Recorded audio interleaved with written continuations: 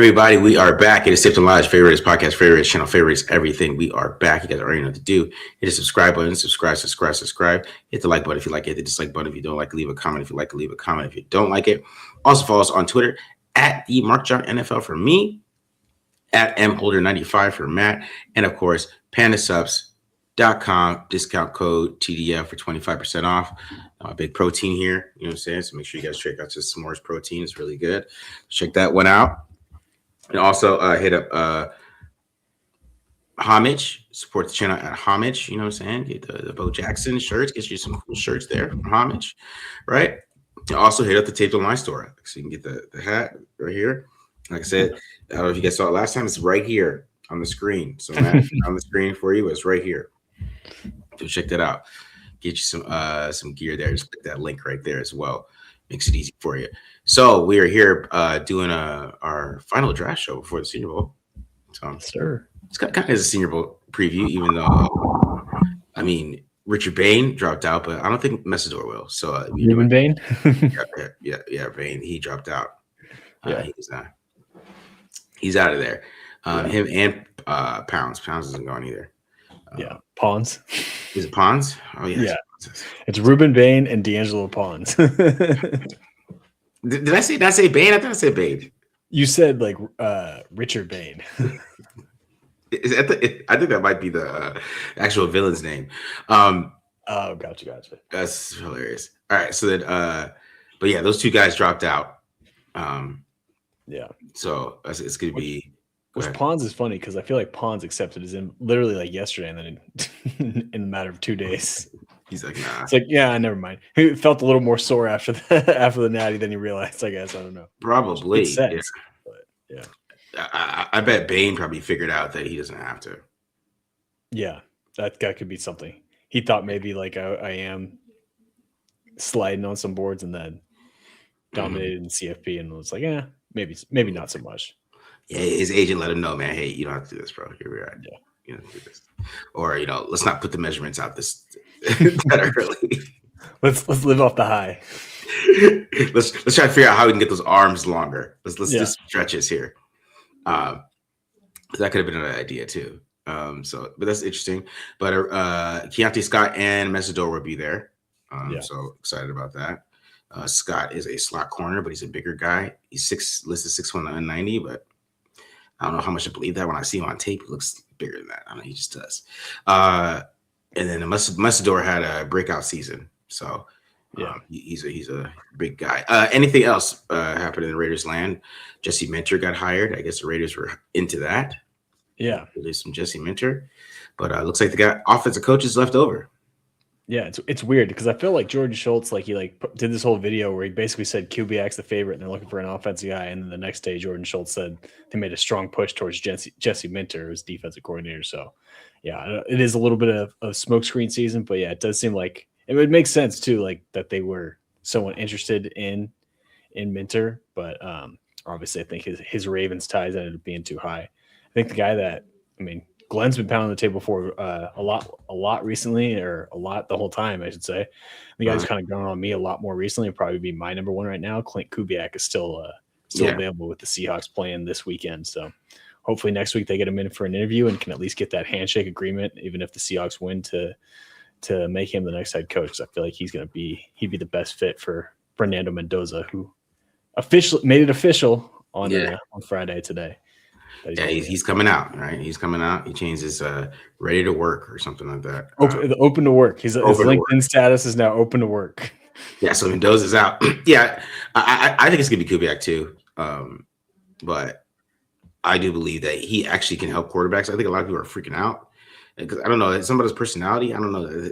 We're getting some weird thoughts about here. He doesn't have a strong personality, but we all laughed at Liam Cohen. You know what I mean? You all laughed at him. Duo. And he ended up being a pretty damn good coach. I think the scheme that Kubiak has is quarterback proof. It's been proven over time. So that's why I think he's the best for Mendoza. Because I know, even if I go back to Jake Plummer's, right? He runs that Kubiak system.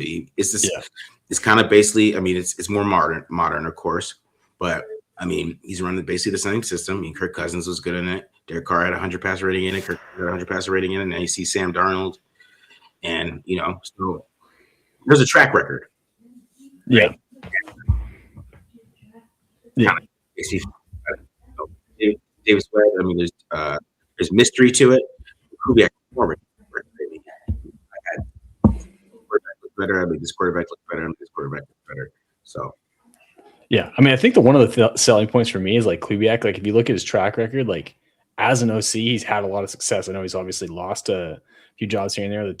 The year with the Broncos was a rough one, but that was just a bad season overall in Denver, where they had that like transition period with Nathaniel Hackett and Russell Wilson at quarterback. So, but like if you go back and look at like his time in Minnesota, like the offense was playing well. Like they ranked in the top half of the league, and Kirk Cousins played well in that system. They just couldn't stop anybody. And Mike Zimmer was the head coach that was running the defense. So Zimmer gets fired. Kevin O'Connell comes in and doesn't retain Kubiak.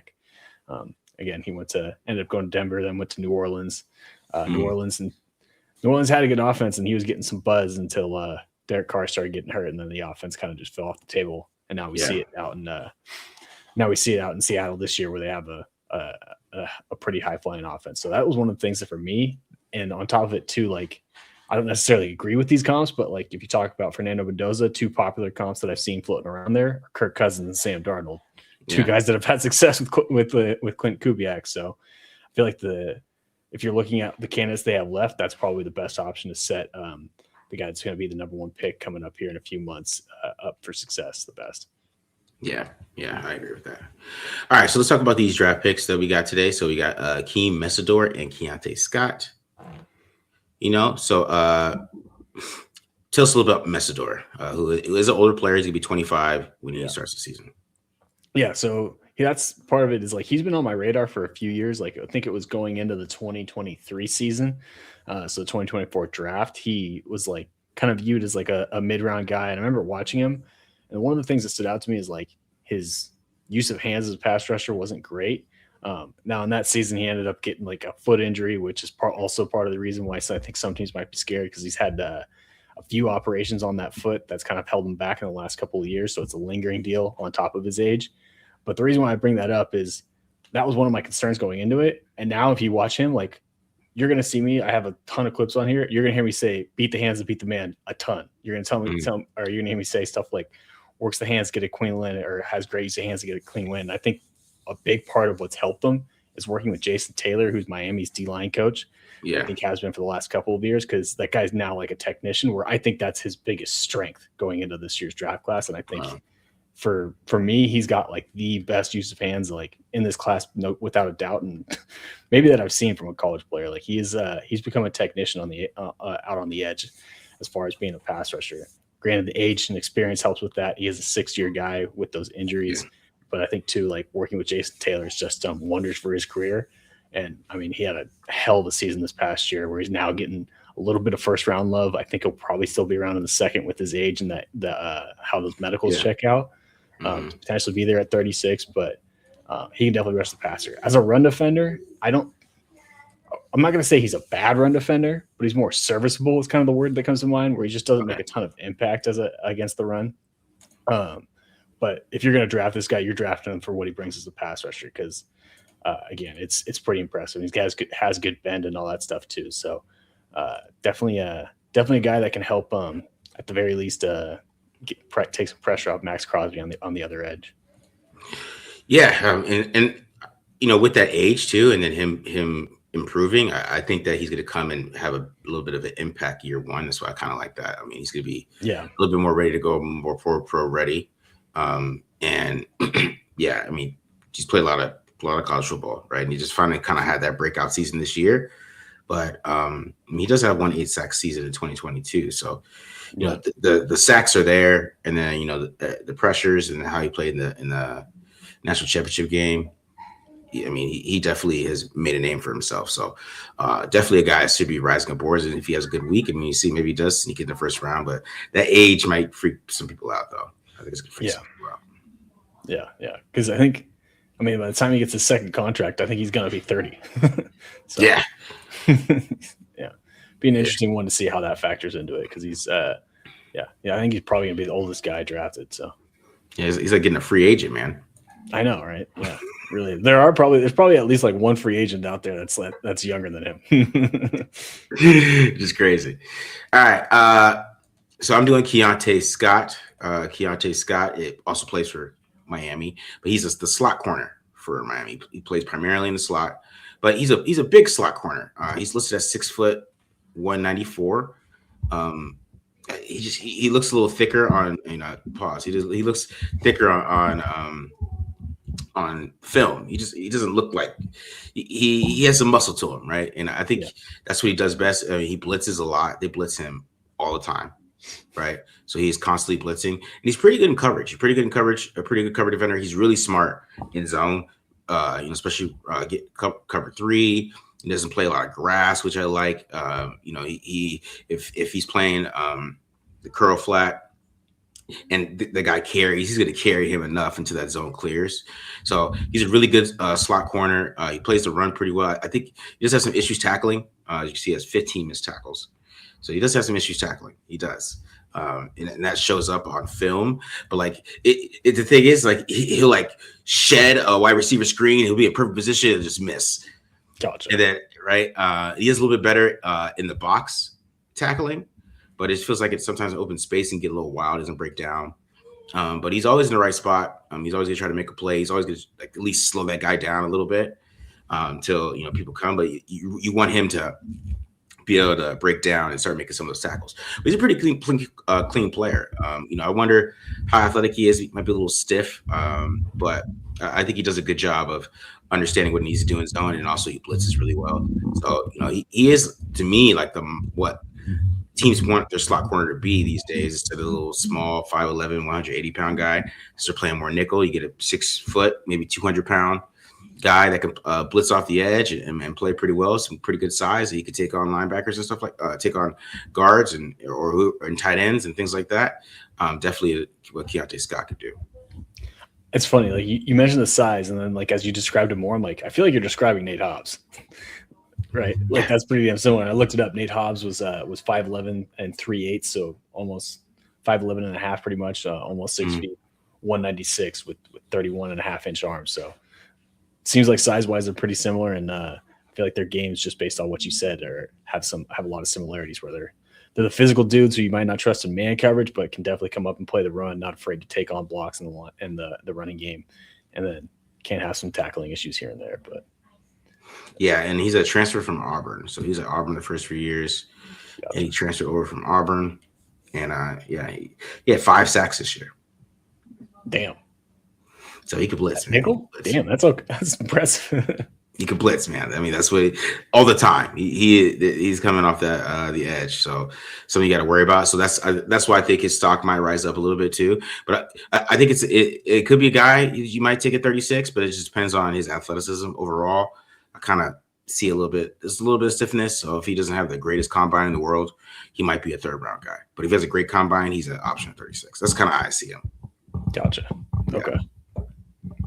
All right. Let's start with Mesidor, though. Let's check out Mesidor. Sounds good. All right. You got me up there? Not yet, no. All right. So I'm going to start with just a couple clips from here of Mesidor against the run. Again, I only have 2 of them. Like I said with the intro, he's a guy you're paying or you're drafting to get to rush the passer more than anything. But like this rep against Notre Dame here, I think he does a pretty damn good job of setting the edge. Like you can see the good pad level here at the point of attack, getting his helmet underneath the right tackles here, and he gets some extension too here to get off that block and kind of reset the line or reset the point of attack here. I'll say, and then kind of stop that tackle's momentum and is able to escape inside and go get the tackle. But one thing I will say though, and you heard me talk about this last time with CJ Allen and that other Georgia edge, like he's a big guy on like he has his shoulders parallel or perpendicular to the line of scrimmage rather than parallel when he's setting the edge. And the problem is if this running back bounces, the first thing he's going to have to do is open his shoulders, which is going to take more time to be able to make that play. So it's just me. One thing I kind of would nitpick on his game as far as defending the run. This next play, more than anything, just the great recognition. And you can see a little bit of the athleticism here. Like Virginia Tech's going to try and like crack block him and then pull around him with a little pin and pull concept. But like you can kind of see the receiver's shadow. I'll back this up a little bit. You see the receiver's shadow start to come in the screen. He recognizes the motion, knows it's coming. Like you can see his eyes right here. Boom. Recognizes it's coming, and then just makes that dude miss and kind of stretches that play out and end up getting involved in the tackle. But again, those are the only two run defense clips I have, and this is where he's really going to make his money in the NFL. Talked about it in the intro. Oh, what's up? I was on mute. I was saying something. Oh, gotcha. I was wondering if you're still there, so glad to know you're still around. I'm like talking. I'm on mute. My bad. Keep going back. Yeah, all right. So anyway, what I was talking about in the intro, use of hands. Like you're gonna hear me say, beat the hands a lot. I mean, that's this right here. Like you can see this little double hand swipe move going up against the guard. Boom, swipes that away. Nice little arm over to it. We're flushing CJ Carr out of the pocket. Ruben Bain with the pressure there too. Yeah, his hands are crazy. Yeah. Don't you worry, Marcus. We're just getting started. Okay. We're just getting started. I mean, same thing here, just more on the edge. This one, I feel like too, you can see a little bit of his bend. Just wipe the hands away. Swipe them away, and on top of it too, like once he clears his tackle, pretty much a 90-degree angle to the quarterback. Would like to see him break down, do a little better job of breaking down and getting that sack there. But I'll take the clean win to flush the quarterback out of the pocket and lead to the throwaway there. Little cross chop here, good couple cross chop action on this one.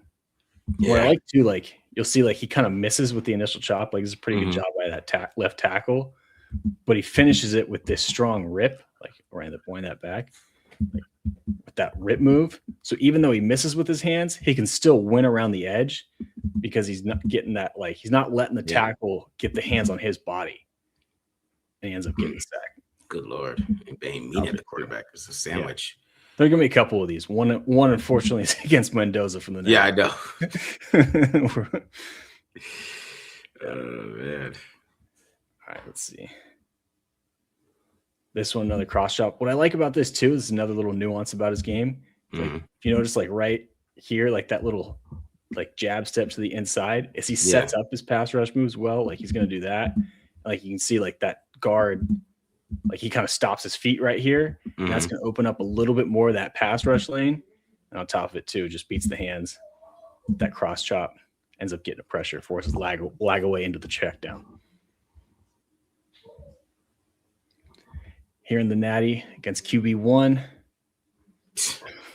mean, that was a clean win. He he didn't have many pressures in this one. This is the Hail Mary? Oh, yeah, this is the Hail Mary. He didn't have a ton of pressures in this game. He had 4, but like all 4 of them were winning almost immediately.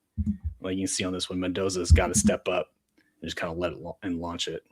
But yeah, that was a Hail Mary. A lot of clean wins in that one. We're going to see this game a handful more times. Yeah. Again, setting up the moves well, move well with that little step inside. Just create that outside lane and work the hands. Quick win here. Boom. Beat the hands, beat the man. And we're forcing that ball out into the check down. This is the other thing I like about him a lot too. Like you probably noticed. Yeah. He's got some inside-outside versatility. Like Miami would do this a lot this past season where they put him and Bain on the same side. And usually he was the one on the inside, which is kind of funny. But like you can see too, like again, sets it up, doesn't quite get it initially, with his hands, but that rip move, and on top of it too, like the burst, he has like just gets to the quarterback as soon as he kicked it into second gear after winning to close on the QB. I like it. Yeah, I love this one because he beats 2 guys. He beats the running back too. Like you can see, just sets up the move. Like gets this time gets the guard to overplay to the outside, oversets to the outside. Hands, that same little swim move we saw earlier. Yeah, hand swipe to swim move, and on top of it beats the running back. Like especially if you move him inside, man, he's so quick and powerful inside too. But because he's that power too.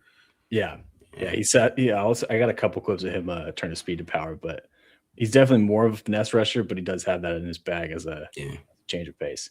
going up against Texas A&M here. This is pretty good competition. This is, I think it's Bisontis, how you say his last name. But this dude's like a second-round guard for Texas A&M. Mm-hmm. I mean, same thing. He's just falling victim to it. Victim to it too. Sets him up, beats the hands. I mean, center comes to help, and it doesn't even matter. Yeah. He took advantage of Bisontis because he struggles with hand placement a little bit. Gotcha. Yeah.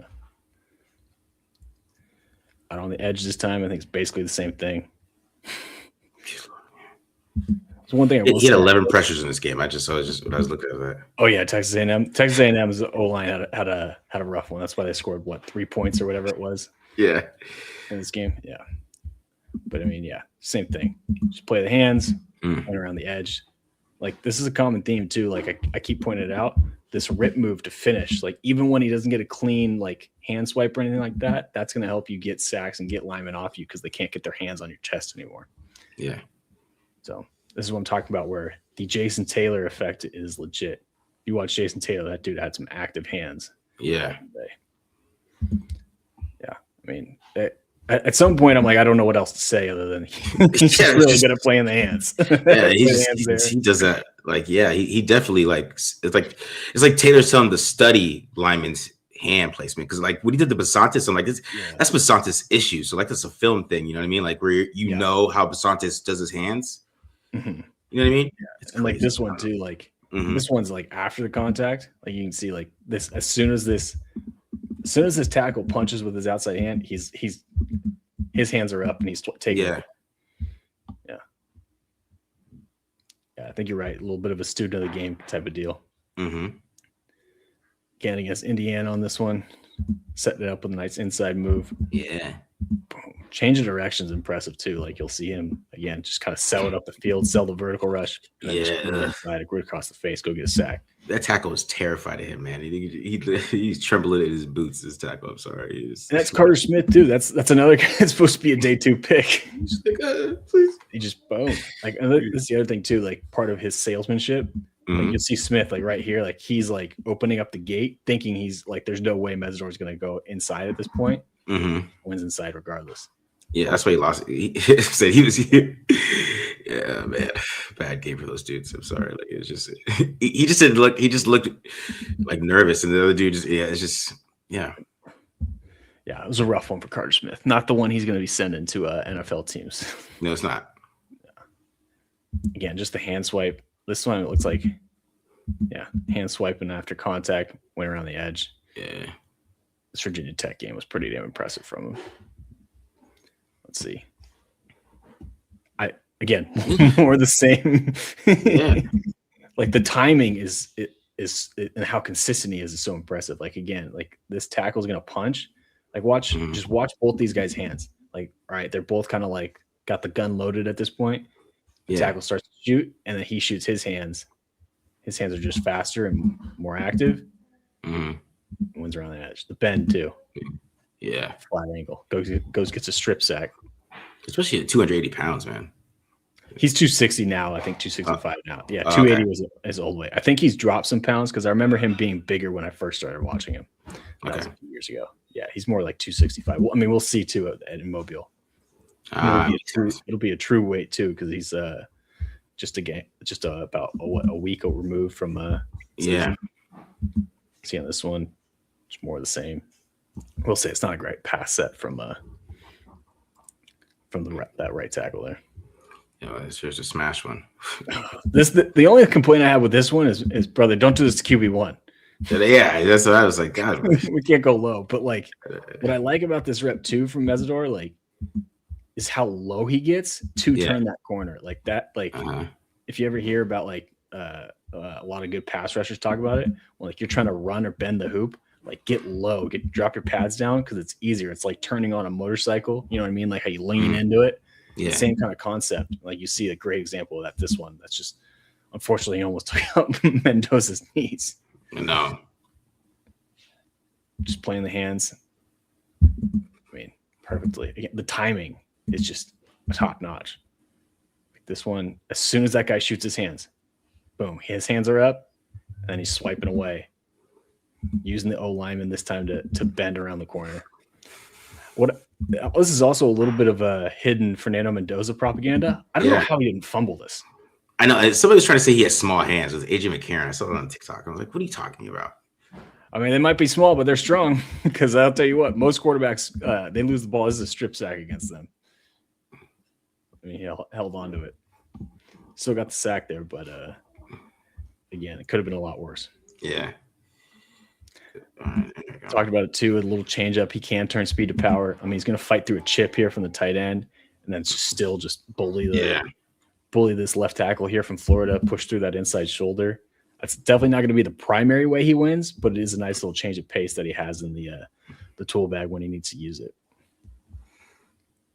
Yeah. Little push pull action. Again, he tries to this right tackle tries to get on him quicker with that vertical set or that 45-degree set. Yeah. And just beats it. Gets engaged. That makes me a little bit more hopeful too. Again, with his ability to play the run, as he does have some power to get the extension. Yeah. I don't know if he has the lower body strength to get away with it in the NFL. Okay. Some speed to power a little bit there too. So gets this tackle on his heels. Gets some extension here with this little long arm move, and then just wins across to the inside. Yeah. I like this too. What I like about this rep too is he recognizes when he gets even with the quarterback. He's still a little bit behind, still a little bit in front of the quarterback.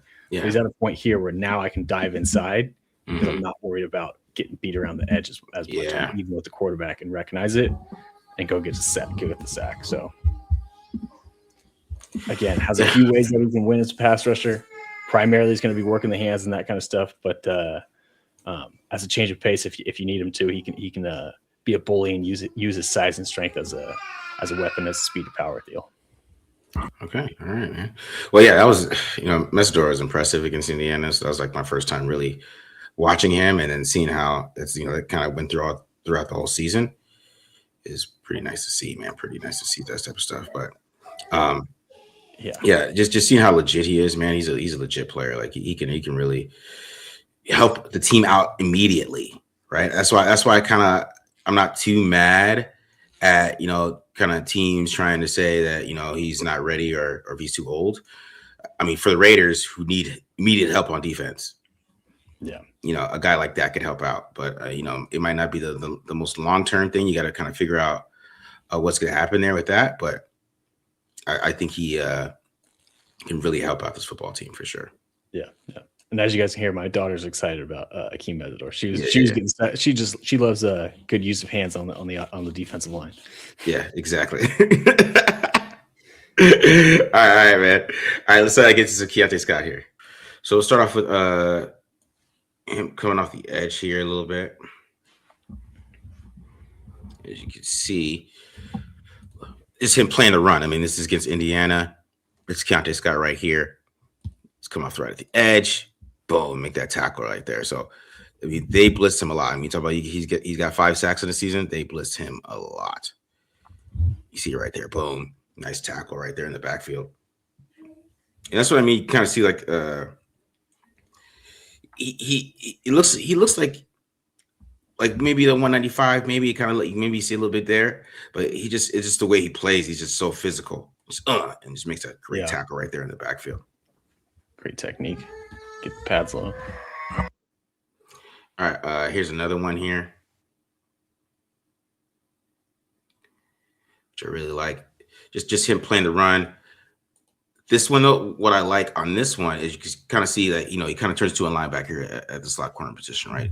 Understands what gap he has to play, and I like how he stays square here because it's super funny. He doesn't miss tackles in the box. It's so funny.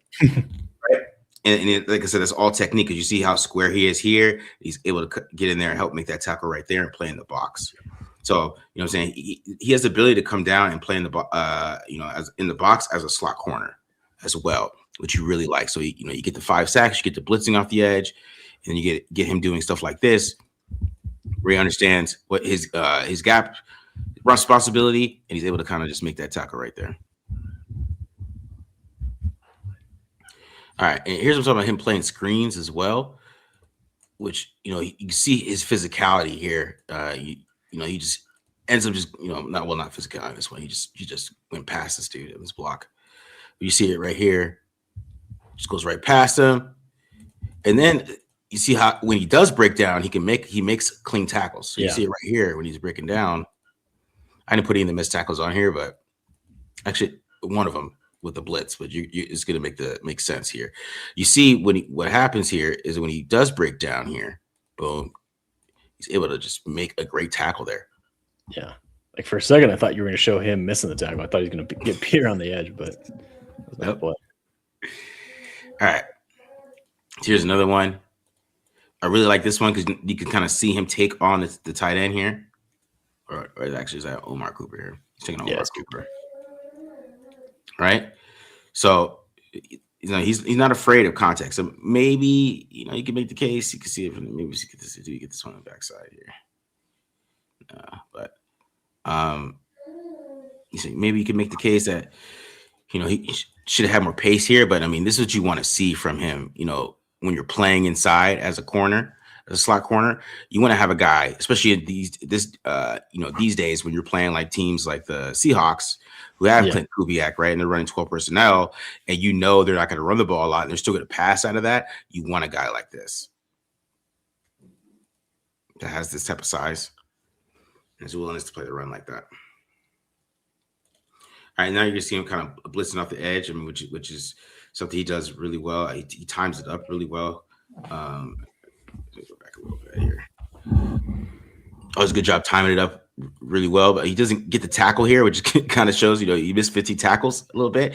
But you see it again, because he's trying to take this dude's head off instead of break down. Yeah. But he is such a savvy blitzer. You just look at it, pace it out a little bit because you kind of can even see it, how he doesn't go full speed yet, which kind of forces this tackle to pick a man, right? And then he goes full speed. It's too late.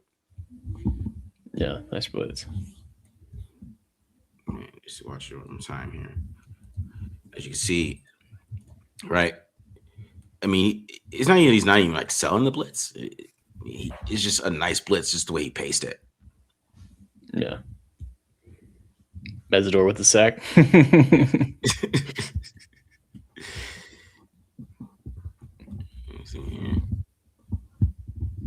You can see it better from this side. Like what he does to 67. Like he's not running full speed on the blitz yet, right? So it kind of makes 57 has to worry about Bain, right? They're worried about Bain so much. And since he's pacing it and then he just goes full speed, it's a great blitz right there. That's why he has 5 sacks. That's impressive. That's impressive.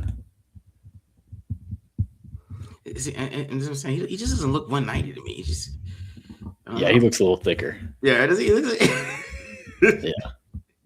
Maybe he's not as tall. Maybe they're inflating his height. I don't know.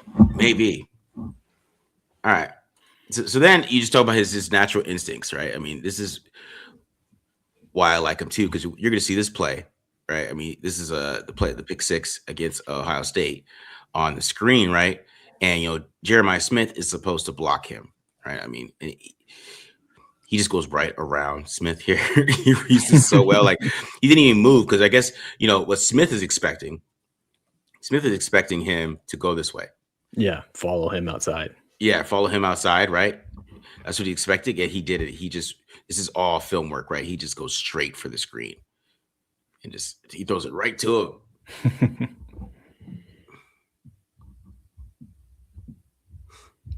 I think Bain got in there super quick too. Bain. Yeah, Bain jumped the snap. Forced him just to throw this ball. He just nice little catch there. Boom, pick 6. Tell you what, he's running away from Jeremiah Smith, so that's a good sign. It's got some speed to it. All right. So this one talks about a little bit about his intelligence too. So you see here lined up as slot corner, which I like about this one, right? Is that, Indiana's been running RPOs all day, right? And what you're going to see from him, they're in cover 3, they're off space. So Mendoza is reading him, right? Seeing what he does. But he kind of gets Mendoza to commit to throwing this football. Now, if Mendoza threw this, which he doesn't, this is the first drive. This game is totally different. Yeah. Because, there's a lot of quarterbacks, when he baits him like this, right? Because you see it. He wants Mendoza to think that he's not going to go out there. Yeah. That he's not going to get to the flat or to get to the curl here, right? Because they're in cover 3, right? He wants them to think that, but he doesn't. Mendoza sees it. But that's Keionte Scott right there. That's the type of player he is inside. Yeah, it's a nice play. Because could you imagine? Because there's so many quarterbacks that go here and just throw this ball. Yeah, that's a pick. Yeah, that's a pick 6. Yeah. All right, and you see him here 1-on-1 up top against Elijah Surratt, which I like here. Camera a little bit here. Can't see it.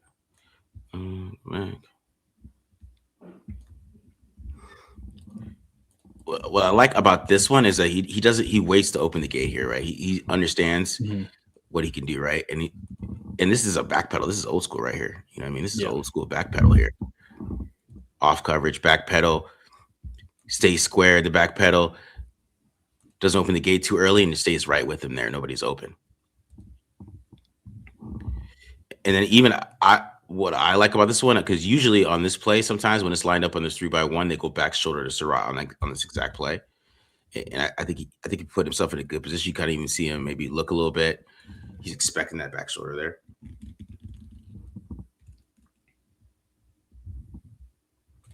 But I really like this one, right? 6 square. Good. I'm just saying, he might be athletic, man. I mean, he looks pretty athletic on that one. Easily flips his hips. So it's not bad. All right. Next one here. Here's against Concepcion, KC Concepcion. Which I like this one because what you're going to see, I mean, he's going to be running a whip route, basically. You see him be able to stick with him on this whip route. I mean, almost what I'll say, I mean, I think this rep starts kind of awkwardly, right? Because what happens is he ends up getting worked here, right? He ends on his heels. And then, but then you can see a little bit of the athleticism here that he doesn't get stuck on that. He's able to kind of come back and, force Reed to tuck this ball. Because I believe that's where Reed's trying to go with this ball. If you watch it, right? That's where he wants to go with this football here. Yeah. I think he got a little shook. So that's a good rep there. But like I said, it started off a little funny. He got beat initially, but yeah. I mean, they have the robber there to take it away, but like if that was just a slant, he's beat on the inside. Yeah. Mm-hmm. All right, and this is what I was talking about, him just not playing space. So, so basically, this ends up being a cover 3 look, right? And what happens, what I like about this one is how he keeps carrying this tight end. I mean, he's going to carry this tight end down the field here. So I like how he doesn't play grass as well and get a touchdown there. Right? Here he is, 1-on-1 against Omar Cooper here.